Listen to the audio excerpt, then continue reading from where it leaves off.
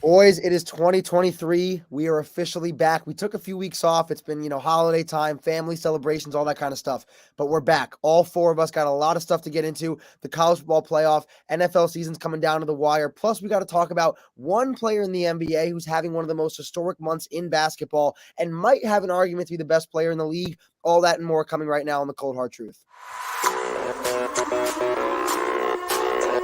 Are you crazy?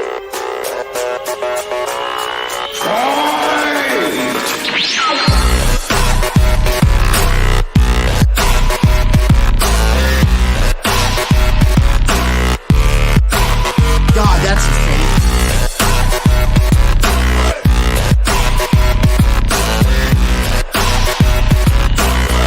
Buddy, what are you doing?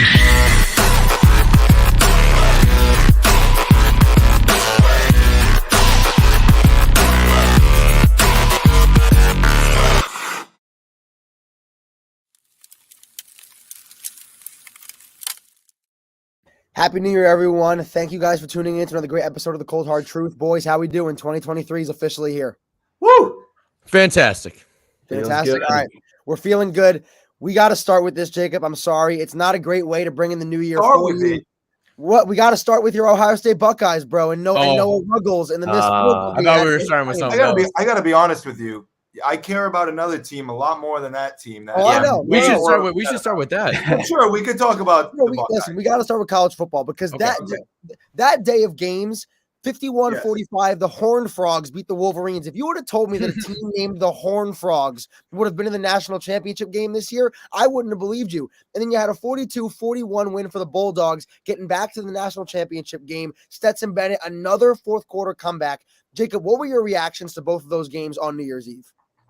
First off, I was positive that Michigan was going to win that game. I was saying it throughout the day. When they went down early, I was still sure of it.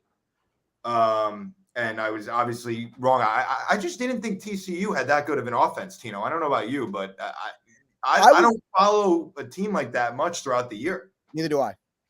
And I wasn't, and I'll be honest with you, their offense, because of the kind of quarterback they had in Max Duggan, I knew they had potential to put up points with another high-powered offense. What I was impressed with was their defense and the 2 goal line stands they had against Michigan and the amount of big plays they made against a Michigan team who, again, when they beat Ohio State in that, again, the patented rivalry game every single season, when they beat Ohio State, their offensive line and their run game in the trenches dominated. But TCU, being an undersized defensive kind of team with their second unit or their secondary, and their linebacking core, TCU's defense stood on their head when they had to and made plays. That's what I was more so shocked about. I don't know about Peyton and Conor, your thoughts, but I was surprised with the defense mostly of anything. Definitely a shocking game, Conor. I don't have much other thoughts besides what they've already said. Max Duggan did enough to get it done, but I think he's pretty good. I love him. Definitely super tough. And obviously TCU ran the ball extremely well. I forget the running back's name was. I don't even know the kid. It was Kendre Miller was the starter. He went down. Demercado, I believe his name is. He came in, and TCU had more rushing yards on the game than Michigan did, which, again, is not something, even without Blake Corum, Donovan Edwards, the backup, has been phenomenal this season. So when he's had to take over for Blake Corum. So the fact that TCU, again, had more rushing yards than Michigan, their defense played well when it had to. And not even that, they capitalized on every single mistake Michigan made. I was just going to say that. They're extremely efficient. 8.8 yards per carry for DeMarcado, however you say his name, is absolutely crazy for 17 carries, have 150 yards and a touchdown. But efficient. TCU was just overall extremely efficient, and they had to be to win this game. I mean, it was a one-score game. So JJ McCarthy threw 2 pick sixes on the day. Michigan had 2. McCarthy was responsible for 2 of the fumbles they had. The one that was on the goal line, and the one that literally ended the game on that fourth down and 10 play. So Michigan, it was a mix of just mistakes, them making mistakes, TCU capitalizing, and ultimately, again, guys like Max Duggan and that defense stepped up when it mattered, and that they deserve to be in this national championship game. But now we got to transition to the Buckeyes and the Bulldogs. Georgia was down 38-24 heading into the fourth quarter, and they end up outscoring the Bulldogs 18-3 and pull away and win this game 42-41. Ohio State had a chance at the end of the game. Noah Ruggles missed that go-ahead field goal. Jacob, I'll go to you first again. Were you shocked at the fact that game was as close as it was? Were you impressed with CJ Stroud? What were your thoughts on that game? Yeah, certainly leading up to it, I didn't think we'd probably play as well as we did. I think it's one of those situations as a sports fan, no matter what level you are to the team, you can't really be mad at the players. When you play a team like Georgia, you just hope to play as well as you can, and that's as good as you can. I don't think there's like many guys in the locker room after that game that are like, oh, I played bad today, because I think they played great. Yeah. But I think Georgia just showed how all around they are to play through 4 quarters. I wasn't sure of anything when we went up by 14 points, to be honest with you. Mm-hmm. Yeah, really, I had other Ohio State fans calling game next to me and whatnot. I don't. Yeah, you weren't as confident, to be honest. And clearly, they show why they're that good. Yeah, and I'll go through some of the stats too, because CJ Stroud throughout the entire, both him and Stetson Bennett were Heisman nominees to win the Heisman Award. Obviously, Caleb Williams ended up taking home the award, but CJ Stroud was never much of a rushing quarterback during the season. The guy had multiple big time runs on 3rd down to pick up some big first downs, 12 rushes for 34 yards. 348 passing yards, 4 touchdowns, not a single interception. CJ Stroud was as perfect as he possibly could have been, especially with Marvin Harrison Jr. going out with an injury towards the latter part of the game in the 4th quarter. He didn't have Marvin Harrison. When Harrison was on the field, they were unstoppable. They're the best wide receiver quarterback duo in college football. They were playing remarkably in that game. So to lose Marvin Harrison Jr. and still play the way he did, and CJ Stroud was unbelievable in that game. Stetson Bennett got all the attention, though, because, again, the guy who had multiple 4th quarter comebacks before, he did it last year against Bama in the national championship game, and he comes out and does it yet again, outscoring them 18-3 in the 4th quarter. It's just not enough can be said about a guy like Stetson Bennett from where he's come from in his career and what he's been able to accomplish. It's truly impressive. But, Conor, if you have any thoughts you want to give. I was just focused on the end of the game, really, because, the ball's dropping, the guy's kicking the field goal, B-Reel's going off. There's so much going on at one time. It's just crazy going back and forth between all that. But yeah, I mean, you couldn't really ask for 2 better games to set up the college football. If he didn't miss the kick that badly, I don't think it would. That's what it was too. It was just so bad. It was like jaw dropping, It wasn't like it doinked off the left or right upright. No, fully to the left. The hold was good. Everything about it was fine. It was 50 yards away. Nobody asked him to make that kick, but to miss it that badly, it's going to be notorious for a while, I feel. I think one thing to mention too is I think CJ probably proved a lot of people wrong in that game. He did. Not to make any, sure commitments to anything that he'll be in the future, but I know a lot of teams in the NFL that want a quarterback are probably watching a game like that and are impressed, because it shows that in college, the Heisman favorite quarterback can play absolutely as well as they possibly can. But if they play one of these other guys, it's kind of the only time that it doesn't always happen. But CJ completely showed up for that game. So I think, he'll be valued up there with Young and Williams. And I'm curious what you guys think about those 3 guys in terms of who's going to go first. And I was just going to ask that. Draft. I'd say Bryce by a long mile for me. But I think it's Bryce Young for sure. I mean, I predicted and I thought that Caleb Williams should have won the Heisman this year, as he did. I mean, USC had a crazy loss to Tulane today. The comeback Tulane had in the 4th quarter was unreal. But up until the 4th, Caleb Williams had 5 passing touchdowns heading into the 4th quarter. The guy is he's built different. His dual threat ability, which is better than both Bryce Young's and Stroud's. I agree with Peyton that Bryce Young should be the first overall, should be the first of those 3 guys taken, but Caleb has a lot of potential. He's really talented. I think Bryce Young's the smartest out of all of them, to be honest. His IQ, you think? Absolutely. I think at the NFL level, it's how well you can spread the ball out. And I agree that Williams has absolute dual threat ability and probably way more upside in the long term because of a guy like we see Josh Allen or Jalen Hurts and their value as a dual threat option. But yeah, I think Bryce is just the most refined, polished talent that is out there in college football right now. So I'd have to say him. I don't know if you agree, Jacob. I don't know, man. It's really close, all these guys. I think it's closer than you say. I probably think Young at the end of the day. I mean, I think a lot of it also has to do with, I think, the others. CJ, some may say that he didn't really show up until a game like this in the bigger games. And then Williams is always going to get criticized playing in the conference. So, actually, that changed now, right? USC moved over. They shifted into the Big 12, I believe. Big 12. Yeah, I mean, exactly way. Yeah, I think it's pretty close, but I think Young probably slightly edges, but I don't know. I think Williams and Stroud especially are really neck and neck. I think you could see CJ picked over Williams in the draft. I wouldn't be surprised if that happened, though. And Connor, I wanted to bring this up too, because that game Stroud had against Ohio State, it reminded me of the game that Justin Fields had against Clemson, against Trevor Lawrence that one year, where Justin Fields went out there, his ribs were shot. He was taking hits every single time in that game. And people had questions about Fields as well. Then he went out in the playoff game in the semifinals and said, guys, I'm an elite talent. I deserve to be taken above some of these other players, like a Zach Wilson, like whoever you want to say. I deserve to be taken higher than them. He turned out to not get picked above some of those guys, but this was the same kind of game that I got that feel of CJ Stroud going out there saying, all right, you want to say Caleb's more talented, Bryce Young's more talented, even Stetson Bennett. I had some people telling me Stetson Bennett's better than CJ Stroud, which I didn't agree with, but he went out there and arguably outplayed Stetson Bennett. I think he did most definitely. Yeah. So that game reminded me of what Fields did a few years ago in the playoff and really went out there and said, I should be one of the top 3 quarterbacks taken and be a top 15, top 20 pick because I'm that talented, at least in my opinion.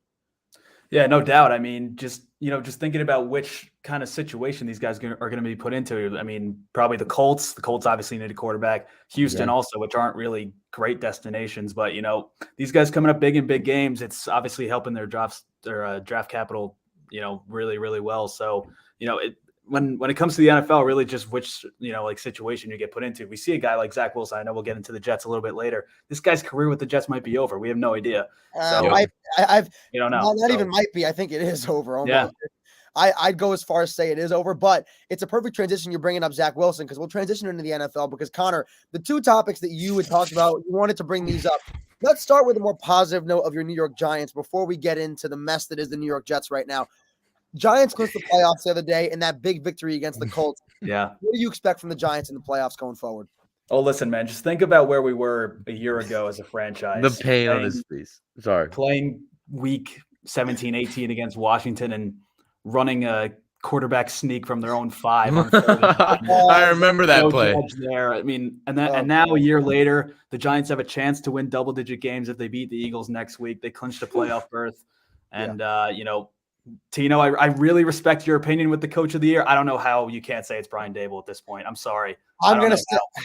Listen, I'm sticking with Nick Sirianni because, and boys, by the way, if the Eagles somehow blow the NFC East title and they lose this week, that'll be my only prediction that is 100% exactly perfect at 13-4. I'm one loss away from getting one exactly right. Wow. So low-key, I'm kind of hoping the Eagles lose this week. But I digress.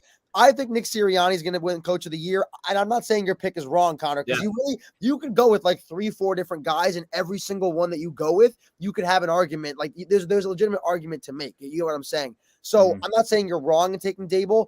I'm still going to stick with Nick Sirianni, but I would not be shocked by. What's your list? I would say McDaniel, Sirianni, Daboll, maybe Doug Peterson. I like McDaniel. What's wrong with it? Raiders head coach. What do you mean? Team's in a free fall there, bro. The Dolphins head coach, you guys. What do you mean? But even still, no. Mike, 5 games in a row. Yeah, they've choked from go. They do. I think he's a good coach. I think he's a good coach. He is good. He's not winning the award. What's okay? So who's in the conversation besides Daboll and Sirianni? Daboll, and it should be nobody else, dude. Who? Then there's not a list. I mean, Jesus, I had to add a couple extras in. What does anybody else have? I would say, all right, listen. I would say Sirianni. I would say Brian Daboll. I would go to the NFC. I would even say Kyle Shanahan because of the quarterback turnover his team's had to deal with all year. Like again, he's had Brock Purdy. This team's won 8 games in a row. Half of them, Brock Purdy's been the starter. Brock Purdy's a beast, bro. Nobody is. Put some respect on Mr. Irrelevant. Yeah, but you got.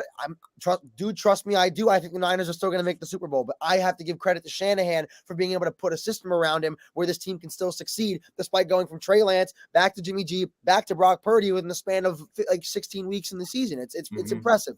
So those are the 3 I'd probably throw out there. But Connor, how far can the Giants go? And Peyton and Jacob, you can answer after. But how far can this team legitimately go realistically in the playoffs? I think I speak for the majority of Giants fans that we want to play the Minnesota Vikings again. We saw that game on Christmas Eve. The Giants can play. Hell yeah! It took a 60-yard field goal to beat them. Yeah. So if the Giants get another crack at the Vikings, I think that they could beat them, and then who knows? Maybe they end up playing San Francisco and get blown out of the water. But I mean, the Giants can win in the first round, So I'm really expecting one win. I think the Giants can beat Minnesota, but we'll see. Could you see if Dallas somehow jumps up to get the number, or actually they'll get the number 1 overall seed? Never mind, so they won't play in the first round if they get that bye. But could you see the Giants maybe? I don't even want to go there because the Buccaneers, they clinched the division, and I was going to talk about the Giants having to face them possibly. I saw this video of Nick Wright talking about this, where Tom Brady could legitimately have a chance to play a Daniel Jones in the first round, hypothetically, and then face a Brock Purdy in the second round, and then like a Kirk Cousins or a Jalen Hurts, a young quarterback, and Cousins, who hasn't really had much playoff success, play them in the NFC Championship game, and Brady could have one of the easiest paths to a Super Bowl after going 9-8, 8-9 in the regular season, winning his division, which was absolute dog shit this year, and then he get to his 12th Super Bowl in his career. Like, do you think there's a chance of that happening? Like, if the Giants have to face them, could Daniel Jones could he knock off the GOAT? Could that happen? I don't really think it's miraculous anymore. We've seen DJ be really consistent all season long. So, I think he's earned his next contract. I hope it's with the Giants. We saw it yesterday. The dude put the Giants on his back and led them to a playoff berth. So I wouldn't be surprised if the Giants make some serious noise in the playoffs. Jacob Payne, what are your thoughts? Well, first off, I'd like to bring on real quick, fellow New Yorker, Giant fan, good friend of ours. It's my buddy Sammy. Oh, it's lagging. Oh, the signal lagged. Little lag there. Right when I bet he shut his computer off on accident.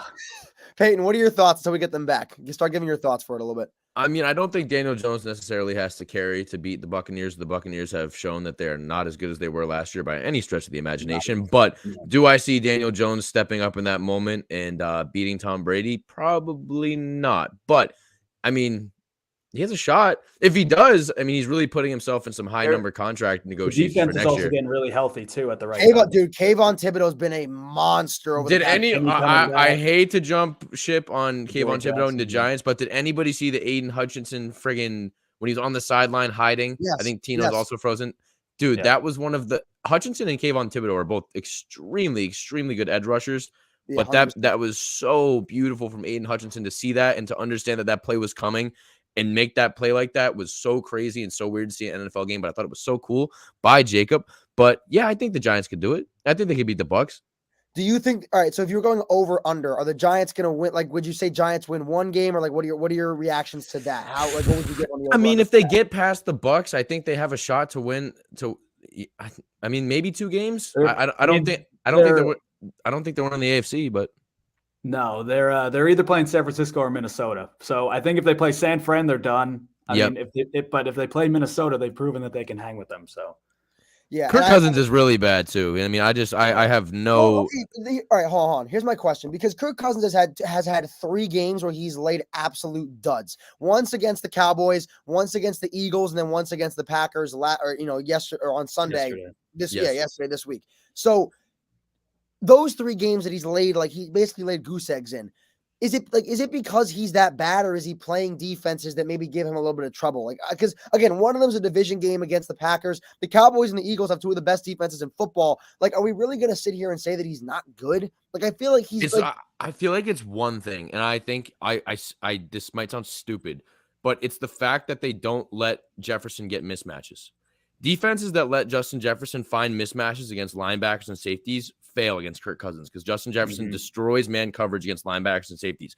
Jair just followed him everywhere, and he could do nothing about it. If every defense just manned up their best corner on Justin Jefferson, they would have an easy time against Kirk Cousins. That's what the Eagles did. When Darius Slay covered him, Jay Jettis did absolutely nothing. And Kirk Cousins was absolutely terrible. I hate Kirk Cousins, like hate him with a passion. So I don't want to talk about this because I'm just going to be negative.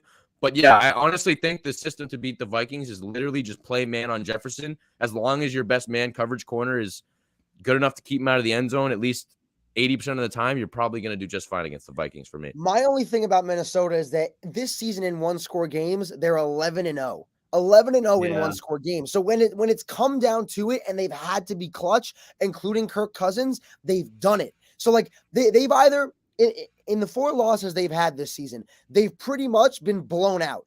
But in every other game, in the 11 of their 12 wins, they've all been one-score games. They've been in close contests, and they've come out on top. Going into the playoffs, that's something that I look at and I go, okay, so regardless of whatever situation you've been in, when you've needed to play at your best in those big moments, they've done it defensively and offensively. It's true, so but it's a lot of crazy shit has happened. Like whether you want to go to the Bills game with the Jefferson catch and the way that was nuts. I mean, 61-yard field goal. I was just gonna say, Greg Joseph has hit the Colts game, 33-0 comeback. Like, I mean, a lot of improbable things. Like, I understand, like you want to roll off of what you've seen, and they've made big plays in big moments. But Jesus, I mean, a lot of it's like, I don't want to say luck, but it's kind of luck. You don't want to say fully luck, but a lot of it is like if you look at their roster, their defense is not very good, and they've been slowing down. Kirk Cousins is bad. Justin Jefferson's the best receiver in the league. Don't get me wrong, but Dalvin Cook is nothing special. Their O-line's decent, but like, are they like a surefire? Like, I'm not. No, that's the first team I'd want to play in the NFC, to be honest.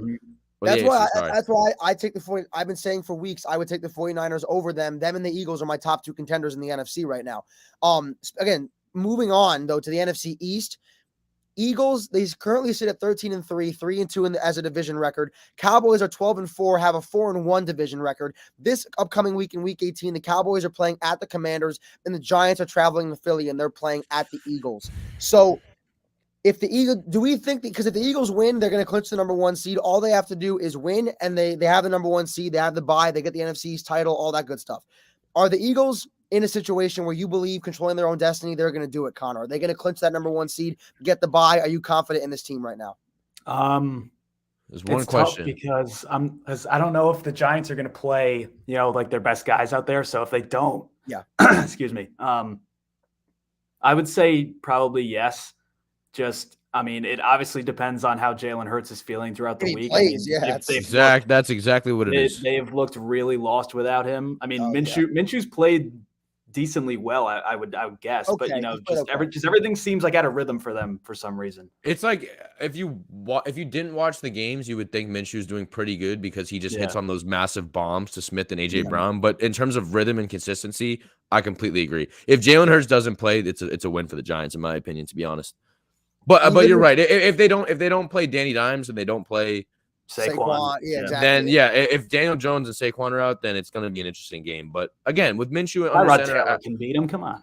Yeah, I mean, I would, as long as Hurts isn't playing, I think anything is possible. Yeah, to be fair. Honestly, the Cowboys are definitely going to play all their starters, and I would take them to beat the Commanders on the road. You would think that the Eagles would play all their guys though to clinch the bye. Right? They will. Oh yeah, no. They will. So the Cowboys are going to play. Okay, this is my thing. If Jalen Hurts is not 100%, I don't think the Eagles just try to throw him out there just for the sake of a number 1 seed. No, because they'd rather rest him. Because this is my thing. You throw him out there now, and he's, let's say, 65%, and then he goes out there, gets a little bit banged up. Yes, granted, you'll have that bye week. Have the bye week if you win, and he'll have time to rest. But there's a good chance you could possibly win against the Giants at home without Jalen Hurts starting. Then you get to rest him for an extra week, and then you possibly can still get that bye, and you get to rest him for an additional week. So I would say unless Jalen Hurts is 100%, you don't play him because you don't risk throwing him out there right before the postseason, which you're guaranteed to be in no matter what. Especially since Minshew's he's already had a couple of starts, so he's kind of warm. If you pick Hurts up now, you're taking him off a cold seat. Like this is a bad look. It doesn't make much sense. Either way, listen, whether the Cowboys get the number 1 seed or not, they're still not going to win a damn playoff game because it's the Dallas Cowboys, and what can go wrong will go wrong. Accident waiting to happen. I say it every damn year. Now, I know we lost Jacob. His connection's bad, whatever. We still have to, this is unavoidable. We still got to talk about it. The New York Jets, the collapse of the century. This team looked in prime position to get some type of playoff spot, 7, 6, 5 seed, whatever the fuck you were going to think they were going to get. And now they are eliminated. 7-9, sitting eliminated out of the playoff race once again. And I have to say this, I wish Jacob was here so I could see his face. Me too. He was talking all this stuff, all this smack about how I was, graveling onto the Bengals, about how I needed a team to root for because I had nothing to root for. And your team's in playoff hopes. And now the Green Bay Packers, if they win, they're in, baby. Cheeseheads unite. And the New York Jets are sitting where? On their damn couches again when it comes to playoff time. So Aaron Rodgers. Hey, I think you're on the table. I really do. Hey, he looked cool, calm, and collected He looked yesterday, cool, calm, and collected, baby. Very relaxed. They were 4-4. Now they're sitting at 8-4. Chance to go, or sorry, no, they were 4-8. Excuse me, 4-8. Now 8-8. Chance to go 9-8 on the season. I had to get that out there. But back to the New York Jets. Let's focus on them. OC, the offensive coordinator, Robert Saleh. I'm going there first. See you later. Are they done? Like, Connor, is it over? For Saleh, I don't think yet. But with a guy like Sean Payton out there, I think you have to call him. Just call him, see what his interest is. Totally got to call him. What I was thinking when you, dude. With that Jim defense, Harbaugh, if it's for Jim Harbaugh or Sean Payton, you Jim make Harbaugh needs to get back. I think that Saleh's been solid enough that he's earned a third year. But I mean, if you can get Sean Payton on board, man, that'd be oh unreal. My God, dude! As soon as the Broncos fired Nathaniel Hackett, my first thought was get Sean Payton and Russell Wilson together in that offense. Oh, it'll be fixed right the fuck around. Do not worry. Like that's any team that needs a head coach, call Sean Payton right now because there are reports Sean Payton's trying to put together like his own dream staff and he wants to make a comeback to coaching. Call the man up. Like why would you not? Got to be if the Jets can dump Saleh and dump Zach Wilson and pick up Sean Payton. I don't really think that they're gonna dump Zach Wilson. As crazy as I just don't think so. Why? Dude, why? Listen, dude, the coaching has been horrible around him. We can all admit that, right? It's true. He's off. I mean, look at what Daniel Jones went through with Pat Shurmur and Joe Judge's first 3 years, and now look at him in this year. He's going to the playoffs. So a little bit of coaching could go a long way with Zach Wilson. I believe he's been abysmal. Awful. But get Sean Payton in there. Bro, that whole offense was bad. And a real offensive coordinator. Bring in Sean Payton, Frank Reich as the offensive coordinator, and maybe something can happen. Listen, I get where you're coming from that you want to give the benefit of the doubt because again, you're a Giants fan, you know it firsthand that when you get an actual good head coach in there, you've seen it firsthand this season. So I get it. You're seeing it right now. Like I get it, but how do you not get rid of Zach Wilson? Oh, Jacob's coming back on perfect timing. Welcome back. He's back. Jacob, hey, we're talking about the Jets. We're talking Jets for perfect timing. Connor says they're not going to get rid of Zach Wilson. I don't think so. Don't say that. Tino just left. Oh, he's back. Hey, Tino. I'm back. Why would you say that?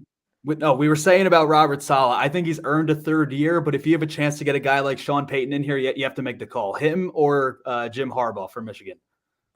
Oh God. I mean, I think maybe Peyton, but I don't think Harbaugh you get over a Saleh. I don't know. I think how much better they were than last year probably earned Saleh the job at least. I mean, to be honest, I don't think Sean Payton has this undeniably illustrious career that you can't deny either. To be honest, I think he does more so than Jim Harbaugh. Jim Harbaugh, I don't know. I think I can't believe you want to keep Robert Saleh that bad. I mean, why should I be dying to keep a guy that we just lost 5 games in a row with? I mean, like, I don't know. Yeah, all right, here's my thing. Like, why I shouldn't have such an allegiance to him. He hasn't done anything really yet. They're just better. They haven't done anything still. They're not going to be in the playoffs. 2 biggest games of the year. Jacksonville, they score 3 points, and he allows all these guys to dress up like the Grinch and the Easter Bunny in the biggest year on national television. You have 10 days to prepare for Seattle, and you go out and score 6 points. Like, I don't know what's going on. I really don't. I mean, offensive coordinator obviously gone. But if he doesn't want to get rid of him, Woody Johnson's got to get rid of them both. Because this is the thing. The offense outside of the quarterback has a lot of talent. Like, we know this. They have Garrett Wilson. They have Elijah Moore, who is talented when he's utilized. They have a guy in Breece Hall who, before he got injured, was the best offensive rookie in the NFL. He was the best. Too. Dude, this is a team. Corey Davis, I didn't even mention. This is a team that has so many weapons, so many great players at those skill positions. You get a good offensive mind and a good, consistent enough quarterback in that room. This is a team that can go to the playoffs. No, there's not a question. Their defense is good enough too. They have arguably the best corner in football in his first damn season. Like more than good enough. More than good enough. They're a talented football team. They just don't. The one thing, and honestly, they might have the quarterback of the future in their locker room, just not a good enough head coach and an offensive coordinator to groom him and to show him the ropes and to utilize him in the proper way. Because Conor brought that up, is that the same thing with Daniel Jones. We saw him; he was dog shit for the first 4 or 5 years of his career. 3 years, 3 years. It's bad development. It's bad development. Brian Dable. And now he's looked serviceable enough. Like this Daniel Jones in that New York Jets offense. Can you imagine if you gave Brian Dable and Daniel Jones? They would have won 11, 12 games. Because the Jets' weapons, in my opinion, are far and away better than the Giants' weapons that they have right now. Outside of Saquon. Receiving wise, wide receivers, Jets are better all day. You give Daniel Jones and Brian Dable the entire healthy repertoire of what the Jets have, I'd say they're going to win like 11, 12 games, like you said, Conor. I don't doubt that. So it's really it's the quarterback and it's the coaching in the front office. That all has to be worked out. And honestly, those are probably the two of the hardest things to figure out. But if you get those things straightened out in order, I could see this team again next year winning 10 games. What's the solution? I don't know. I'm just saying that. Like, Jacob, what's your hypothetical ideal solution for the New York Jets quarterback position next year? I don't know. I think that they should not be anywhere near satisfied with anything in-house, obviously. Yep. Including Mike White, just based off the fact that you can do better. You know, like Mike White's, he's an exciting guy, but, maybe he'll be like Ryan Fitzpatrick one day or something like that.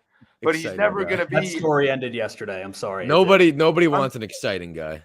No, but what I'm saying is he's just a guy that's going to be like a meme guy at best, maybe locker room guy. Yeah, yes. Maybe he'll make a team 7-9 who wants to take a chance on him, whatever. The point is, I have been saying I think the Ravens will pay him, but if you somehow even get a chance to offer a contract, I think you offer Lamar a gigantic contract. No, I'm serious.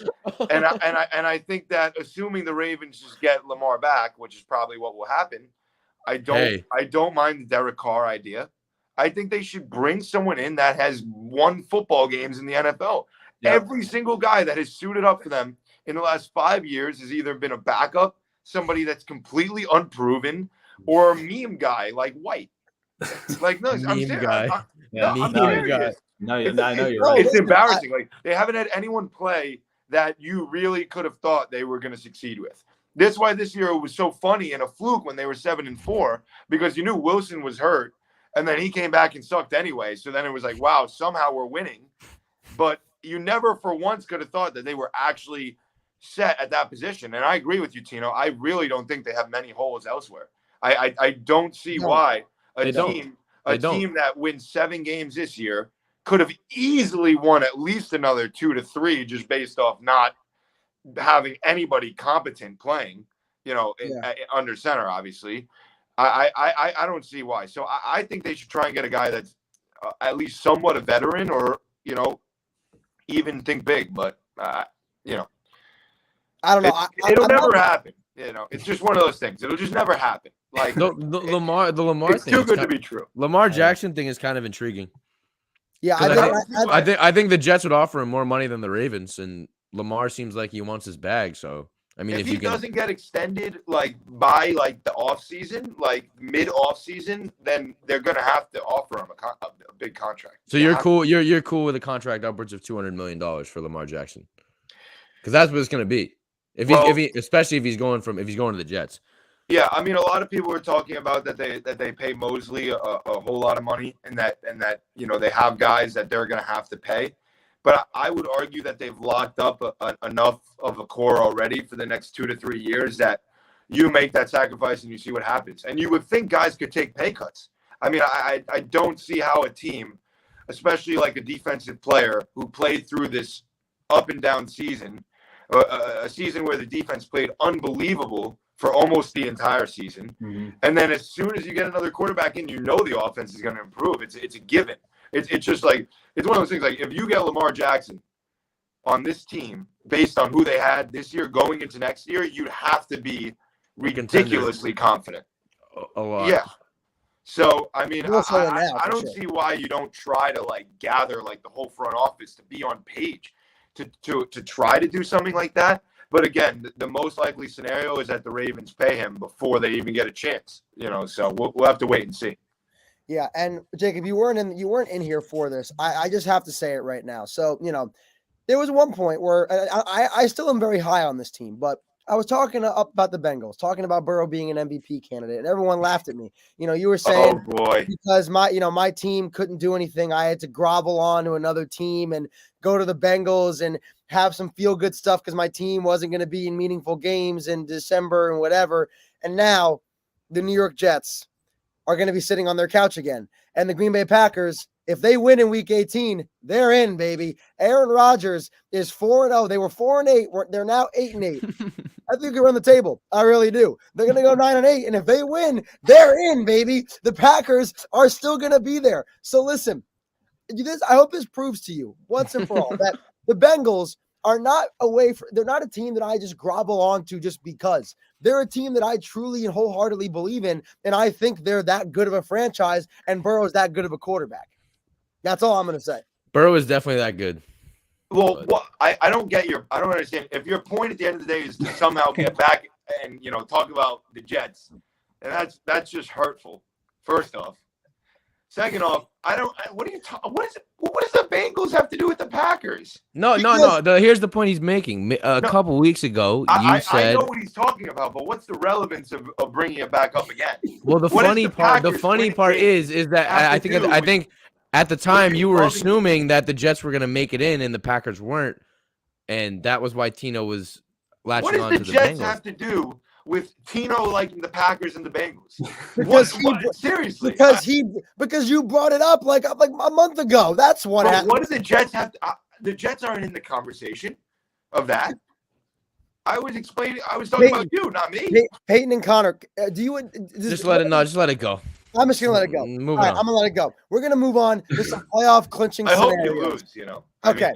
Well, I know we're gonna go on. Hey, listen. You too, Peyton. What do you? Fuck you, Jacob. Listen, the former duo of the JT Green TV show, they're going at it. The two Green teams like each other. So, playoff clinching scenarios. AFC, we're gonna go to the number 1 seed to get the bye and the home field advantage. I'm gonna read it off my phone because there's a lot of stuff I gotta go through here. So, the Kansas City Chiefs. They will clinch the number 1 seed with any of the following: a win plus a Bills loss, and then 2 Bills losses plus a Bengals loss. And this is including tonight's game because the Bengals and Bills are facing off tonight. So finally, what a game. Oh, what a game on Monday night. Thank God. Phenomenal game. Jesus. So the Chiefs will clinch in those scenarios. And then the Bills, they can clinch the number 1 seed with these. They have to beat the Bengals this week and then win their Week 18 matchup, win at the Bengals plus a Chiefs loss. And then they have to win versus the Patriots in Week 18, and the Chiefs and Bengals have to lose in Week 18. And then the Bengals can clinch if they win their final 2 games and the Chiefs lose in Week 18. So out of those 3 teams, I know it's a lot to take in right on the spot, but if you had to make a prediction, we'll go from Peyton, Jacob, and then Conor. Peyton, starting with you. Which of these 3 teams, Chiefs, Bills, and Bengals, are clinching the number 1 seed in the AFC? I'm going to say... I'll go with the Chiefs. You think so? Yes, sir. I honestly, I wasn't really following that whole thing. It took me a second but I'll just say the Chiefs. Okay, all right, in this scenario, you would believe that the Chiefs are going to win their Week 18 matchup, and the Bills would lose at least 1 game against either the Bengals or the Patriots. Chiefs, yes, I believe. Yeah, all right, so that's what you believe. Okay, so yes. Jacob, out of those, I'll figure. Wait, who are the Chiefs playing though? Is the question. Let's see. Week 18, they're playing the Raiders on Saturday in Las Vegas. W. Yeah, they're going to play Raiders in Las Vegas. So with that being said, Peyton believes Chiefs will get that win, plus at least the Bills losing 1 game to either the Bengals or the Pats. Yes. Jacob, who's clinching? Bills, Bengals, or Chiefs? I think the Bills win both their games, to be honest with you guys. I know tonight there, a lot of people, and I'm sure all 3 of you guys will say that the Bengals win a football game at home, but I think the Bills do. And then I think the truth is, if that happens, then it's all to play for on that Sunday. And with the Chiefs probably going to win before that Bills-Patriots matchup, the Bills are going to have to win that game. Yeah. And the game is in Buffalo. Yep.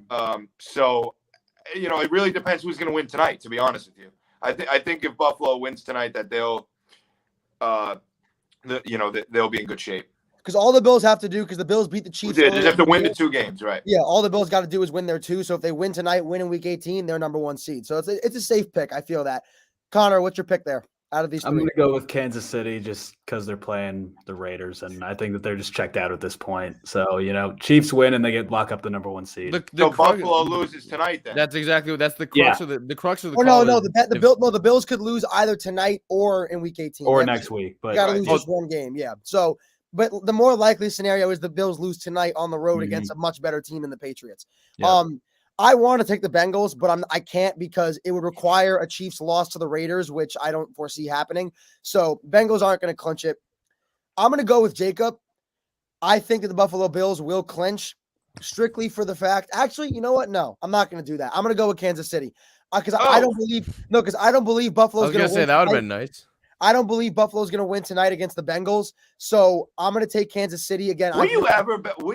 I was going to say take a game against the Bengals ever. I've taken a game against the Bengals. I just don't see it. Lies. When they got to go when the Buffalo Bills got to go into the jungle and they got to play Joe Burrow and Jamar Chase and the rest of the boys, I don't see it happening. I'm going to pick the Chiefs to clinch the number 1 seed again. They'll get another bye as they've got. Can I ask a random question about Jamar Chase?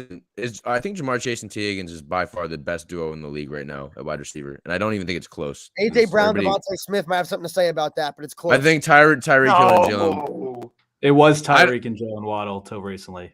Yeah, but I feel like it's Chase and Higgins. I think they still are, to be honest. A.J. Brown and Devontae Smith could give you all a run for your money. I'm telling you, I think there's a conversation there, but I like Hill and Waddle. I think Richie James and Isaiah Hodgins are playoff bound.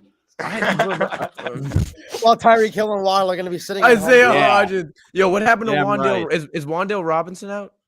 ACL, he's done. Yeah. Oh, are you serious? Yeah. Oh, I really like that. I like that guy. I thought he was good. Sorry. Yeah, and then all right, so we'll move on to the AFC South title because this is between the Jaguars and the Titans. The fact that Trevor Lawrence, this is embarrassing, by the way. I completely agree. In this, yeah, it's terrible. I mean the records are embarrassing. Well, you listen. We've seen this. Both South divisions, AFC South and NFC South, are abysmal because we have the Buccaneers division at 8-8, and the Jaguars who could clinch at 9-8 next week. So it really is embarrassing. But the Jaguars, they'll clinch with a win. They're playing the Titans. It's all coming down to this one game, as Conor said. Come on, Jags. So are we all thinking here that Jacksonville's going to get this win and clinch it? Because that's what I think. Tennessee's so overrated. They suck. They do. They're not good. They're not good. No. And Joshua Dobbs is probably going to be playing either him or Horrible. So I don't see a way I don't know how they beat this Jacksonville team. I don't see it. There's no way. Yeah, so Jag is going to clinch this division. Titans get eliminated. That's what we all agree on. For the AFC North title, the Bengals, they'll clinch with a win tonight. If they beat Buffalo, they're going to get the AFC North title. And they clinch with a win or a tie. So they could tie against Buffalo and still clinch it. Or they'll clinch with a win versus the Ravens in Week 18. So either way, do we see the Bengals clinching do we see the Bengals clinching in whatever scenario, whether it's this week or next week? Yes, sir. Yes. Okay. So even if it takes that win against the Ravens, they'll most likely clinch. Now, here's where it gets complicated. We're going to bring in the Patriots, the Dolphins, the Steelers, and the Jaguars. So Steelers are unreal. I mean, I can't believe every single year. Mike Tomlin, something about this dude, man. Mike Tomlin gets winning seasons every single year. It's unbelievable. I'm sorry, Mike Tomlin. I'm so sorry. I believe had in a a bad 6-11 season. Through the eyes and show him some respect. Yeah, he was just like my scapegoat for that week, so I just wanted to personally apologize to Mike Tomlin. He's a good head coach. I rebuke everything I said whenever I said it. Team is unreal. But Peyton, we're going to start with the New England Patriots. So these are the clinching scenarios for the wild card for the 7th seed. They will clinch with a win at the Bills or a Dolphins loss versus the Jets and a Steelers loss versus the Browns and a Jaguars win versus the Titans.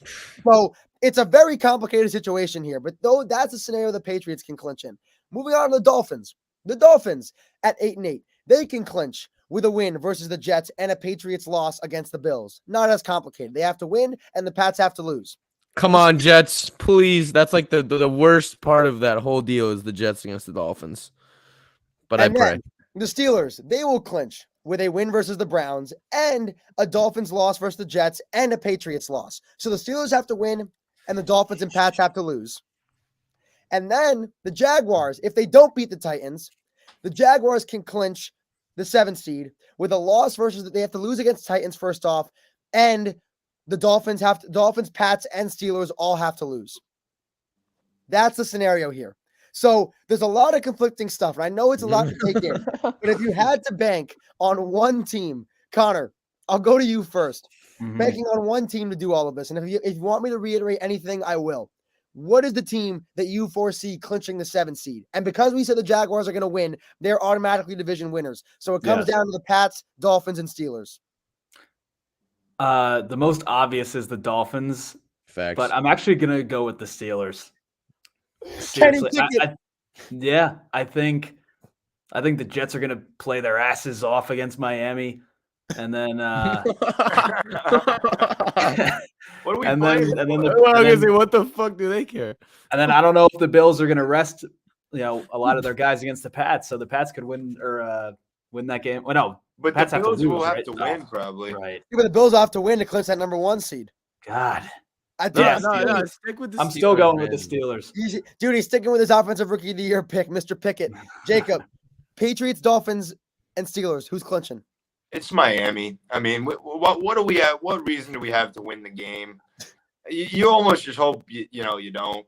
It's like so the Patriots don't get in, you friggin' rat.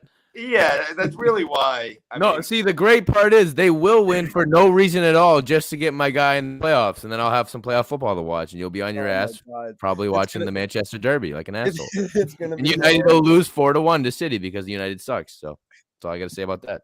It's really, it's not true, actually. It's fun. At least you get to see Holland score a bunch of goals. I mean, that's a sight. It's like Babe Ruth hitting home runs. It's something you don't see very often. So I hope you enjoy it, but it's not going to be much of a United showing, to say the least. Oh my God! But it's definitely the Dolphins. He's probably right. I mean, my whole being says Dolphins because it's like it's logical. Best team, best quarterback, best offense. Yeah, best quarterback. It might be Skylar Thompson. Is it really? Yeah, we don't know who it's going to be. It might not be perfect. The Jets might actually win. I'm going to say Pats, but it should be the Dolphins. But God, I hope it's the Pats. All right, I'll give my prediction real quick. I'm going to go with Connor and take the Pittsburgh Steelers because this team has been remarkable, dude. Bullshit pick. Dude, it's been remarkable. Kenny Pickett and these boys, they're going to win, and I'm banking on a Dolphins and Patriots loss. Dude, Skylar Thompson's going to play. Mike White, Flacco, whoever the fuck is that quarterback, the Jets are going to win, and the Steelers are going to march into the playoffs with a winning record once again at 9-8. Now moving into the NFC, though, we got even more playoff clinching scenarios. The number 1 seed, the Eagles, they will clinch with any of the following: a win or a tie versus the Giants, a Cowboys loss or tie at the Commanders, and a 49ers loss versus the Cardinals. So the Eagles could lose. And if the Cowboys lose and the Niners lose, or both of them tie, they're in. So we thinking the Eagles going to get this, or are the Cowboys and Niners going to clinch? What are we thinking here? I'm going to see the Niners losing to Arizona. I also don't really see. Impossible to see. Yeah, because and in this scenario, the Niners, they'll clinch with any of the following. They'll clinch with a win against the Cardinals, and the Eagles have to lose against the Giants. So if the Eagles lose and the Niners win, the Niners get the 1 seed. And then the Cowboys, they can clinch with a win at the Commanders, an Eagles loss against the Giants, and a 49ers loss or tie against the Cardinals. The Cowboys have the hardest path to get there. Yeah, it's either I'd take the Eagles to clinch. Me personally, I'm taking the 49ers because I think there's a good chance if Jalen Hurts doesn't play, the Eagles will lose to the Giants, possibly. And the Niners are guaranteed to beat the Cardinals. That's not a question, in my opinion. The Eagles losing to the Giants, there is a real chance of that happening. And again, the Eagles, I just don't know if Jalen Hurts, if Hurts is not playing, I don't know because they haven't looked good without him. They haven't. If I'm on the Giants, I don't want to see the Eagles win the division, against me either. Even though the Giants aren't in contention for it, I don't. That's what I'm saying, dude. With division rivalry games like that, and especially in the NFC East, the Giants, Eagles, hate each other. They despise each other. The Giants will play everybody and try to win just to fuck the Eagles over. So I'm taking the Niners. I think they're gonna get the number 1 seed. Jacob, what do you think? Yeah, I don't see why the Niners at this point would have any complications with their own. It would be really surprising. I think Arizona especially has been just brutal. If they win, that's all they have to do, correct? No, Niners have to win, and the Eagles have to lose. I think the Eagles will beat the Giants. That's where I'm at with it. I would agree, but I don't see the Eagles losing to the Giants, even with Minshew. Minshew turned that ball over to that defense, I think. Dang, I don't trust Minshew to be able to go in there and get to be even at home and get that win because again, the Giants will try to spite them. I'm telling you. That's fair. That's fair. So moving on now, NFC East title. This kind of plays into the same thing. The Eagles will clinch with a win versus Giants or Cowboys loss, and the Cowboys clinch with a win at the Commanders and Eagles loss. So it basically just reverses itself. The Eagles, if they win and the Cowboys lose, then the Eagles clinch the division. If the Cowboys win and the Eagles lose, the Cowboys clinch it. I think the Cowboys actually. I think in this scenario, I'd have to go with the Cowboys to get the division because I have the Eagles losing. Okay, so I have the Cowboys winning the division, I guess, based on my other pick. I have the Cowboys winning the division. What? I'm only it's by default because I picked the Niners to get the 1 seed. That's the only reason this is happening, guys. It's by default. But I have to go with the Cowboys because I don't see the Eagles winning. So Cowboys get the division, I think. All right. Fair enough. What do you guys think? Yeah. Sure. Cowboys. You went too far. I can't I didn't go too far, dude. No, but based on your pick, you would go with the Eagles because you think the Eagles are going to win. Yes, I do. All right, so Jacob. So Peyton and Jacob, you have the Eagles winning the division. Conor and I have the Cowboys winning the division. How the fuck do you have the Cowboys winning the division, Tino? Because I have the Eagles losing and the Cowboys winning. Okay. What? They're a game. I just want to say rest in peace to Pele. That shit is unbelievably sad.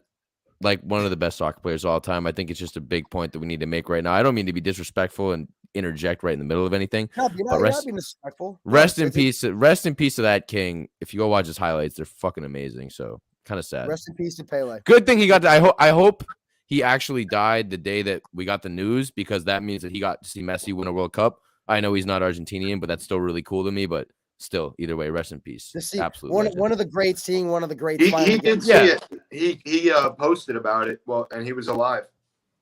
Good.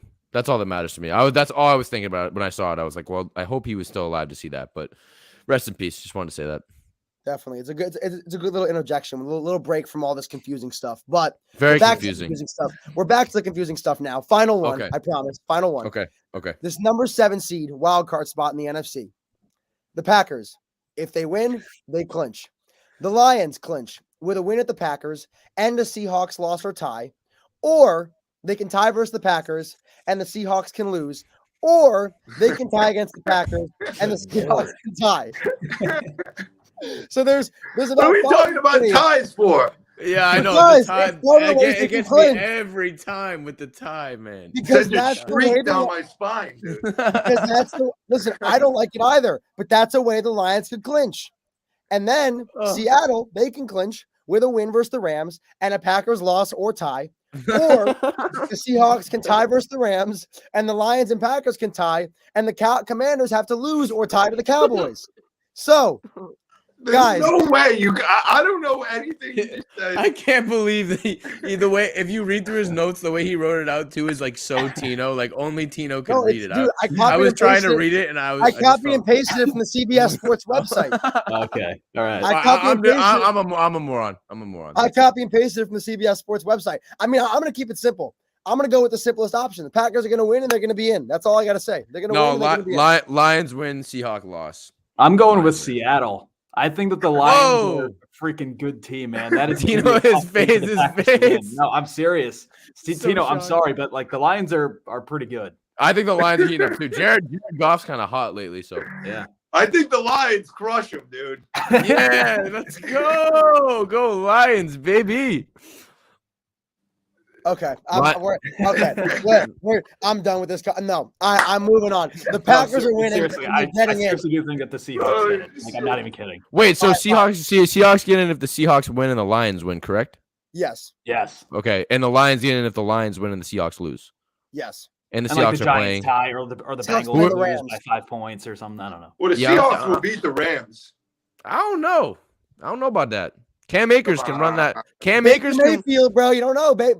I don't trust Cam. I don't trust most Baker losses Mayfield. by a defending Super Bowl champion in NFL history. How about that? That's awful. It's so unreal. Embarrassing. It's the worst Super Bowl hangover I've ever seen in my life. Can I make a hockey point before we leave? Just one hockey point. Wait, and how about our Knicks beat the Suns today in Madison Square Garden? No one cares about the Knicks. Nobody cares. Peyton, you can make your hockey point. I got something to bring up after that, so you can do your hockey, and I'll bring up what I was going to bring up. All I want to say that right now, Connor McDavid and Leon Draisaitl are leading the league in points. McDavid with 72 and Draisaitl with 57. 32 goals already. Yes, and the Oilers 32? Who has 32? McDavid. McDavid has 72 points in I think 35 games played. Yeah. And Draisaitl is second in the league with 57 points. All that being said, the Oilers still sit at like 500. 1, 2, 3, 4, fifth in the Pacific Division with 42 total points, which puts them somewhere at either 7th or 8th in the Western Conference. Again, with all that being said, Connor McDavid or Leon Draisaitl, more likely Connor McDavid in a massive blockbuster trade, needs to get moved from the Edmonton Oilers because with all of this scoring and all of this offensive production, to still be like 9 first-round picks, to still be that bad with the amount of production from two guys and to be that top, it is just one of the most confusing and bewildering things I've ever seen in my life, and they're probably the most back-assward team I've ever seen in my life. And again, I'm just predicting now one of McDavid or Draisaitl needs to go. I give up the whole kid line for him. Laugh, cackle, and heel. Wow. And then probably like 15 first rounders. And 4 first round picks. That might work. I think we take Laugh and maybe Kako, and then maybe like 3 first round picks, and then maybe Keandre Miller along with that. And then maybe you need just give them the guarding players for sure. But all I'm saying is I cannot believe how they have 130 combined offensive points this year, and the team is so fucking awful, which is just insane. And I can't imagine being Connor McDavid and going home every night losing when I put up like 6 points in a game. It just like that guy must be in a mental block right now, in an absolute fog. So I just feel bad for him. Condolences to him and his family. He does way too much on a night-to-night basis to be under 500. It's an absolute fucking joke. The Oilers are awful. But yeah, that's my hockey point. With that being said, I have one NBA thing I want to bring up. Obviously, Jacob said the Knicks won by 20. They're sitting at a decent spot right now, like 6 or 7 seed, like on the border of the play-in. But in front of the play-in. Yeah, I want to bring this up though, because there is a legitimate case to be made that Luka is the best player in the NBA after this historic month he's had in December. I want to give you all the records and numbers that he's had. Like it's unreal. In December, he's currently averaging in 15 games, 35 points per game, 9.5 assists, 8.5 rebounds, 1.5 steals. He's shooting 52% from the field and 42.5% from 3. Before the month of December, the Mavericks were 10-12. Luka has led them to an 11-4 record in the month of December. They are now 21-16, sitting at 4th place in the Western Conference. Against Jacobs' New York Knicks, Luka became the first player ever to post a 60-point, 20-rebound, 10-assist triple-double. The Mavericks also in that game became the first team to come back from 9 points down with less than 35 seconds left in the game. Luka is the first player ever to average a 40-point triple-double over a 6-game span, and the Mavericks are currently within that 6-game span on a 6-game win streak, and Luka had 3 50-point games in the month of December. All of that in 1 month. Conor, is Luka the best player in the NBA? I don't know how he can't be after you just said all of that. I mean, 60, 20, and 10 in a single game? No, that's that's crazy. Yeah, that's like you're flying around the court, like you're literally averaging a 40-point triple-double with over 6 games, and it's no one's shooting percent. He's also extremely efficient. It's not like he's just chucking the ball up for no reason. He's like 52% shooting field, 42.5 from 3. That's insane. It's that's unreal. The craziest part is 53% from the field is just nuts. And he's averaging 35 a game, and still 9.5 assists. Like the guy, and he's playing defense again. No, that boy Jason Tatum might be better though. Dude, bro, also honest. Talk about him. Oh God, Jaylen Brown, Jason Tatum. Come on now. I'm kidding. Don't talk about that. I'm kidding. I'm sorry. I do think he's the best player in the league right now, but I think there's a few guys that are on in a position where by the end of the season, maybe we could say like they're just about even. I think those 2 guys right now that are just right behind him, to be honest with you, are Giannis and Jokic. I think Jokic has to be regarded up there because he's also putting up video game numbers, those multiple 40 and 20s. a whole bunch of 40, 10, and 10 and 10s. And I mean, this guy's a center. I mean, to have more than 10 assists on average right now, just over 10 is. I think he's top 5. Yeah, shocking. I think. How are we feeling about Zion? Sorry. No, I think Jokic is currently like top 5, top 3 in assists in terms of average. And he's still averaging, and he's still scoring 25 plus a night. Yeah, he's Jokic is unreal. But what were you gonna say, Peyton? I was just wondering what you folks think about Zion Williamson heating up, and if he's going to plateau at any point, or if he's just going to continuously go on this upward trajectory. It seems like he's on. Knock on wood, he doesn't get injured, but that Pelicans team is vastly underrated. I really haven't heard many people talking about them. Between Zion, Brandon Ingram, CJ McCollum, they're a really, really good team, a dangerous team come postseason time. Zion's playing out of his mind this season. It's the first year we've seen it happen because it's the first time he's been healthy for more than like 30, 40 games. If he stays healthy, I see him maintaining it. That's just my opinion, though. Cool. Jacob, look out your window for a second and tell me that you wouldn't want Zion Williamson in that city over there. Like, I think about it all the time. I want him. Imagine him in the Mecca. What he's doing. Oh my god! I want him in that city. Yep, that one right there makes me sick. You know, it really is just. It would just make It would make a ridiculous amount of sense. But he got an extension, right? He did. No, he did. And the thing is, if the Knicks just could have had a little bit more of some draft luck, it could have happened. But you got RJ Barrett. RJ Barrett's cool. It's pretty good. It's pretty good. All right. Please. That's enough New York slander on Jacob. That'll end the show. We're gonna end it right there, guys. A lot of picks for tonight. You all have the Bengals? I got the Bills. I have the Bengals. Bengals 33. Buffalo. Jacob's taking the Bills, of course. We knew that was going to happen. But we're going to end it there. Thank you guys so much for watching. Great episode of The Cold Hard Truth. Our first episode in 2023. A lot of great stuff to come. Thank you guys for sticking with us. If you don't follow us on Instagram, social medias, all of it is down below in the description. You can see it right here at Peyton Marshall, at Santino Mayoni, at Conor_arms. Jacob doesn't have his. Unfortunately, his is down below in the description. Thank you guys so much for watching. It'll be there. Thank you guys so much for watching.